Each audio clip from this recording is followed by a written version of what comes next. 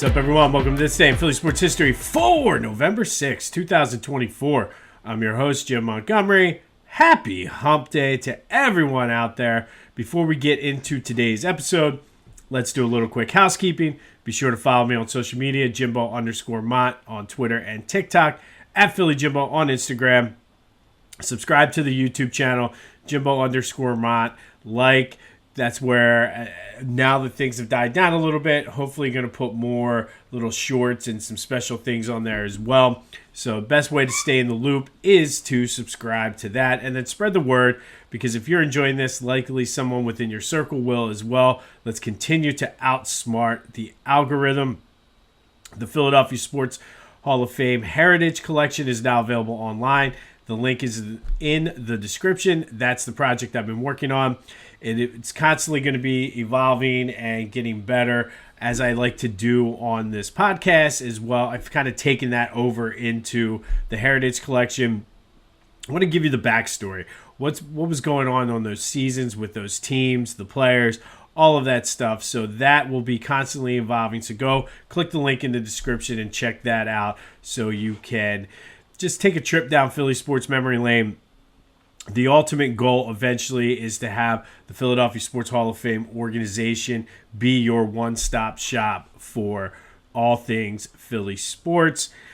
The gift and food drive will be kicking off later this month. Stay tuned for that. Finalizing things. We're going to do it a two-pronged approach this year. Starting on the 17th, I have a GoFundMe set up so you can donate to collect gift cards for the families in the area. Courtesy, we're teaming up with the Maddie and Dixon Community Cupboard in Ambler again. And then starting December 1st, we're going to do the reverse advent calendar, hopefully getting them the supplies they need to help everyone in the area have a very happy holiday season. So details coming soon for that. Just finalizing things with Maddie and Dixon, working on some flyers, going to be kind of going around to local businesses, trying to get as much as we can for the people in our area. So stay tuned for that. That kicks off November 17th. And then today we were going to be featured on the On Pattison newsletter again. If you haven't done so already, go subscribe to On Pattison. They have a This Day in Philly Sports History section in the newsletter, and seems like we're going to be featured once or twice a week in that. So great exposure for us. And again, I can only thank you for listening, as giving us the opportunity for that. So go check that out on Pattison. We'll be featured in the newsletter again today. All right, let's start with a recap of yesterday's question of the day. And it is Dallas week. And for the past couple of years, I've kind of been down on this rivalry. So I asked you, has the Cowboys-Eagles rivalry lost its luster? Surprisingly, 55% of you said no. I was surprised at how close that was. So that means a lot of folks out there are feeling the same way I have. But it is Dallas week, and Dallas sucks. We all know that. So thank you, as always, for participating in the question of the day. There'll be another one later in the show. All right, sticking with the Eagles. No trade deadline moves by Howie, and I'm okay with that, because that leads me to believe, I doubt that Howie just sat there and did nothing all day. So that means either the price wasn't right, the guys he was targeting weren't available. I'm okay with them not doing anything, because there wasn't necessarily a glaring need. I saw a lot of people saying, hey, can we trade the head coach? But they are going to kind of just run with what they have, and I think the way they've been playing recently, I'm okay with that. Maybe some depth pieces here or there they could have gone after. But I trust Howie that what he was looking for was not there. And like I said, there's no way he just sat around and did nothing. So we'll see. So I wanted to break this down a little bit before we got more into the Cowboys game. And now that it's 17 games, it makes it a little bit harder. But you always kind of break the NFL season into pods of 4. And for the Eagles' first pod of games, they went 2-2 leading into the bye. We know there were some issues that they seemed like they corrected on the bye week. And then coming out of the bye, this stretch, they went 4-0. And yes, the schedule was not the greatest, but they took care of business. Could they have won more games by blowout? Yes. But anytime you go 4-0 in a 4-game stretch, you have to take it. Now, this next 4-game pod, it's tough. 3 of the 4 of them are on the road. You have Dallas, who, despite all the injuries and dumpster fireness that they are, it's still a division. It's still a huge rivalry game, so it's always going to be tough. Then you have Washington on a short week, the only home game in the bunch. Then you go to LA, and then you go down to Baltimore. So this is a tough stretch. And like I said, this Dallas game is dangerous, but looking at those next 4 games, I almost say that this Dallas game is a must-win for the Eagles. And I think this 4-game stretch is going to tell us a lot about what the potential is of this team. If they go 1-3, maybe they're just not going to make a run this year. If they can go 2-2, 3-1, or better, I think we have a legitimate Super Bowl contender. So this next 4-game stretch is really going to tell the story of this season, I feel. And like I said, 2-2 the first one with a lot of question marks. 4-0 during the second. They did what they should have done. But like I said, they need to win minimum 2 of these games. So that leads to today's question of the day. The next 4 games, Dallas, Washington, the Rams, and the Ravens. What do you think the Eagles' record is going to be? 267-495-8531. That'll get you in. Like I said, I think minimally they have to go 2-2. Anything better than that, I'm feeling good about the season. If they go 1-3, maybe we just overrated this team for this season or got too hyped because they feasted up on bottom feeders. But this, like I said, it's going to tell a lot. But what is their record going to be in the next 4 games? You got Dallas, Washington, the Rams, and the Ravens. 267-495-8531. That'll get you into the Back to the Future voice and text line. Anything else Philly sports related you want to get off your chest, feel free to do so. So that spread for the game is 7. The over-under is 42. Cooper Rush is starting. No word on CeeDee Lamb or even Micah Parsons for that matter. I feel like this is going to be a dangerous game. And we'll get more into it starting tomorrow as we start seeing what the injury reports and everything are going to be. But this could be a tough game for the Birds. So you want to get your early thoughts, early predictions in on this game. That is fair game as well. Be sure to check out my boys over at the Clashing Conferences podcast, available wherever you get your podcasts as well as on YouTube. Football will drop tomorrow. The college football/basketball is dropping as well, so they're doing a good job over there. Be sure to give them a listen. And then go to Philly Goat. They got you covered with the Saquon Barkley gear. Get the cooler bags. They got a ton. Even though the luster may be a little bit down this year for the rivalry, they have you covered for the Eagles-Cowboys stuff. So go check out Philly Goat. Use that promo code Jim Montgomery to take 10% off your order. That's phillygoat.com. Promo code Jim Montgomery to take 10% off of your order. All right, we do have some Phillies news. And there was a nice article. I highly suggest, if you can, read it. From The Athletic, I think it was Matt Gelb, where he interviewed Dave Dombrowski. And lots of stuff came out of that. And before we get into the article, there was a report, I believe it was from Bob Nightingale. The Phils are open to listening to trade offers for Nick Castellanos, Brandon Marsh, and Alec Boehm. I'm okay with that. I feel like those are the 3 guys that really have any type of trade value. And I think it really ties in with what John Middleton, what John Middleton said. And in this interview, said he was pissed off after the NLDS. He stayed in New York that night and came down and went right to Dave Dombrowski's office, wanted to have a tough conversation with him, wanted to see where his head was at and what kind of his plan was. And much to his surprise, Dombrowski said, we've been here all day having these tough conversations, talking with everybody, and it very much pleased John Middleton, who said, listen, I want people to act like the house is on fire. Like, this is not good. So I really like where his mindset is. He did say that we need to change. He said you need to change. The players need to change their approach at the plate. He said, don't give me, I'm 30 some years old. I've done this the whole way. He's like, no, your approach needs to change. These old dogs need to learn new tricks. And then he plans on using this in spring training. And to me, it makes sense. He said, I forget what game it was, but it was a game where he sat with Roy Halladay's dad, who was Roy's first pitching coach. And he asked him, he was like, how many of the pitches that you taught Roy does he use currently now? And his dad was like, none. He's been through so many changes. He was constantly adapting and trying to get a leg up on the hitters. And he's one of the best pitchers to ever do it. He's a Hall of Famer. So the fact that he was constantly evolving, that's sort of where Middleton's mindset is like these hitters need to change their approach. Zach Wheeler's always working on new pitches. But then from a hitting standpoint, he's talked to Mike Schmidt, and Mike Schmidt's like, yeah, man, I've changed my swing 3 times majorly in my career and then tweaked it each way. Each one of the 3 swings, tweaked it to get a leg up and change his approach and everything.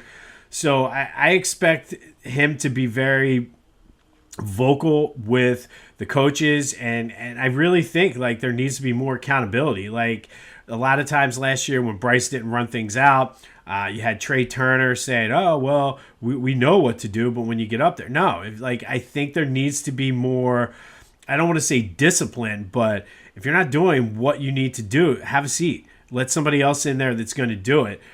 So I like that Middleton sort of is already planning his next steps for spring training and talking with this team.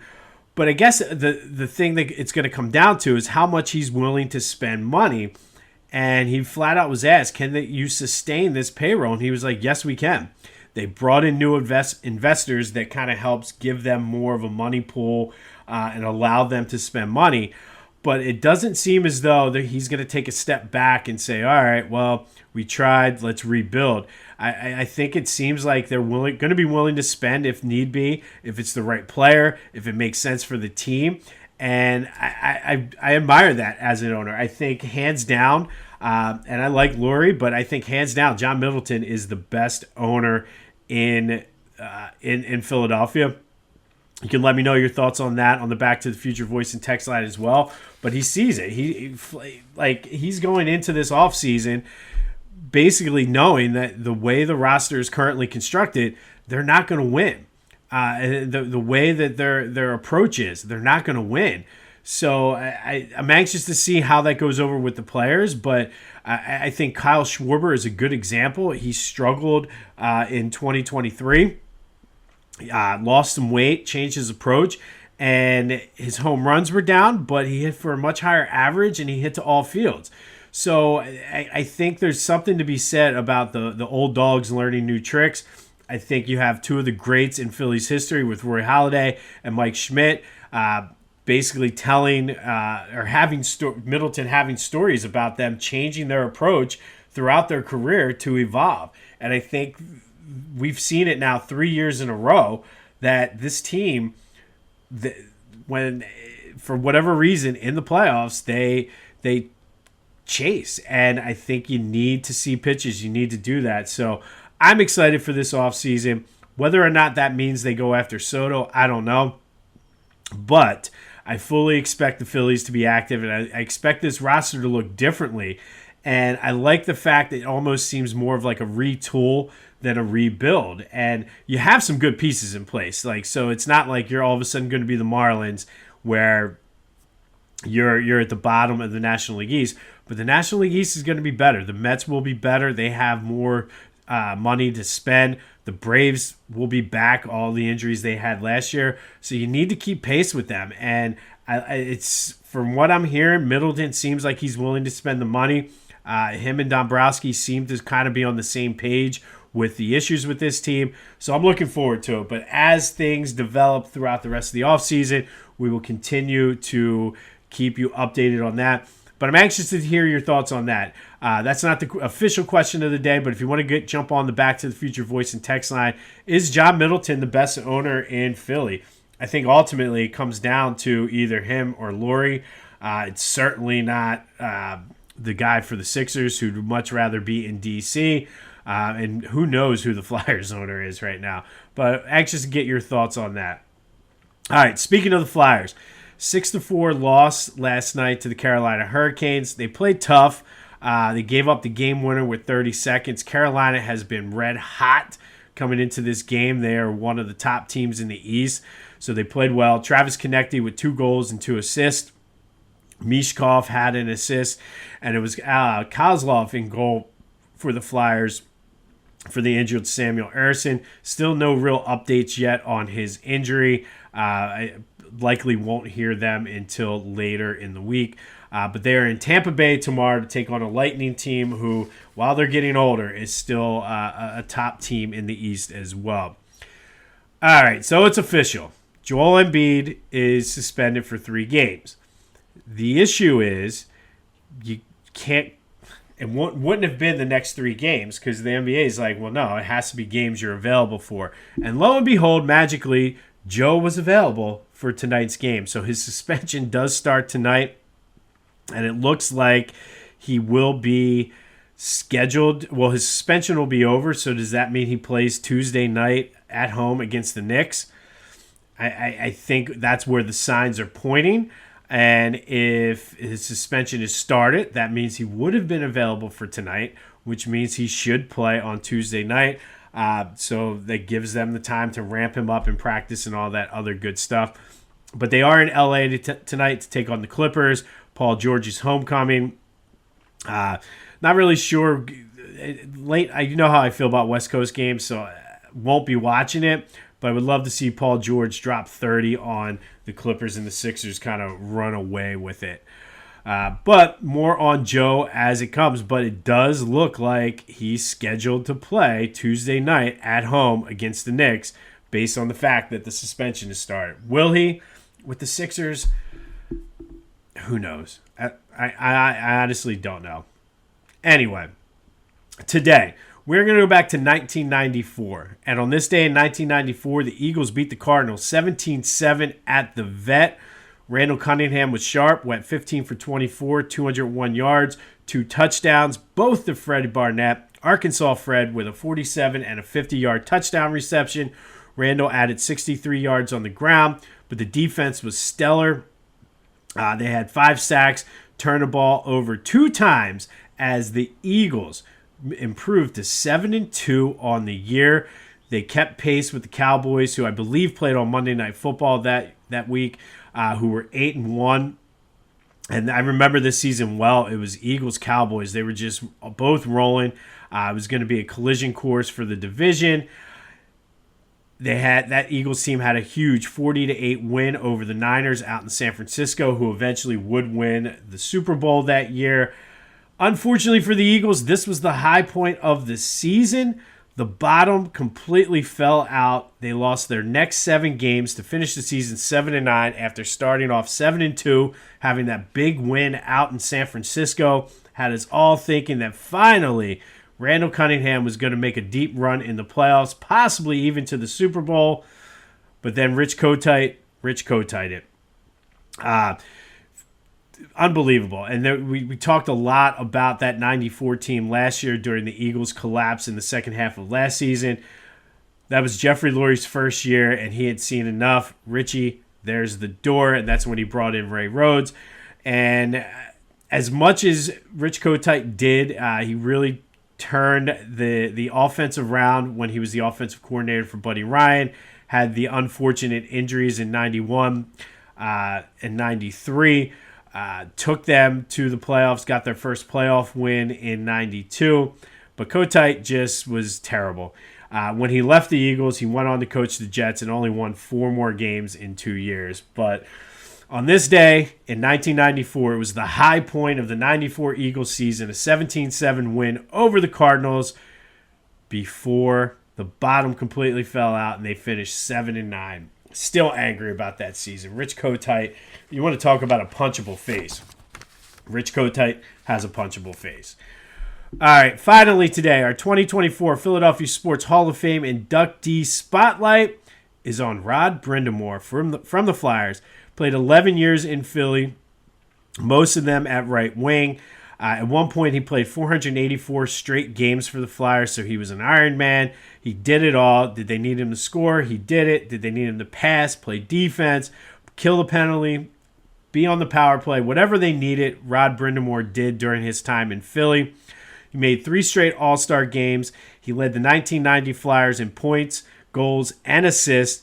He's 5th in the Flyers all-time history book with 5th all-time with hat tricks.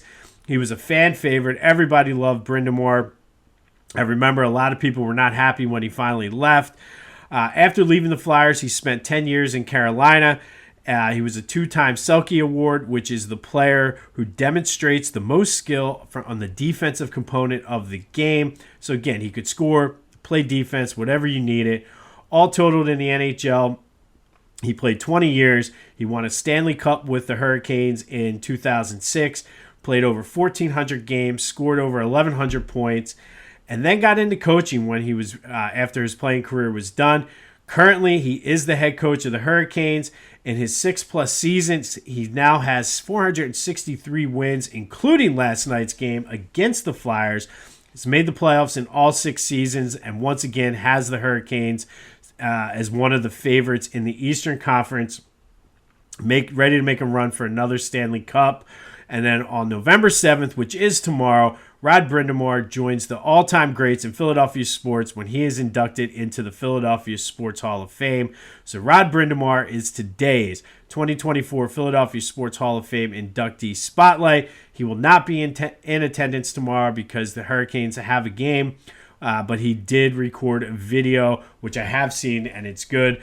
So looking forward to that. But any information you need on the Philadelphia Sports Hall of Fame and this year's inductee class is in the link in the description, as well as information on the Philadelphia Sports Hall of Fame Heritage Collection. But Rod Brind'Amour is today's 2024 Philadelphia Sports Hall of Fame inductee spotlight. One of the all-time greats in Flyers history, probably one of the top 5, maybe even top 3 all-time fan favorites in Flyers history, and he gets his recognition tomorrow when he's inducted into the Philadelphia Sports Hall of Fame.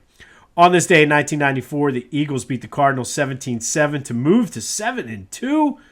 Unfortunately, they would not win another game the rest of the season, leading to Rich Kotite getting fired and giving us the Ray Rhodes era, which I guess you could almost say if it wasn't for Rich Kotite tanking the rest of the 94 season, we don't get to Ray Rhodes, which ultimately doesn't lead us to Andy Reid. I know that's a stretch, but hey, crazier things have happened. We'll have an update on the Sixers-Clippers game tomorrow. We'll have more on the Eagles-Cowboys. Let me know, though, what you think the Eagles need to do in these next 4 games. What will their record be against the Cowboys, Washington, the Rams, and the Ravens? I think they have to go 2-2. Whether they will or not, I think they will. I think anything over 2 wins in this stretch is a success. But if they don't win 2, we're having different conversations in 4 weeks. But let me know your thoughts on the Back to the Future voice and text line or any of my social media, 267-495-8531. That'll get you in. Stay tuned for information about our 2nd annual gift and food drive benefiting the Maddie N. Dixon Community Cupboard in Ambler. Follow me on social media. Go Sixers. This has been This Day in Philly Sports History for November 6, 2024. My name is Jim Montgomery. Go have yourself some Wednesday, and until next time, I'll see you when I see you.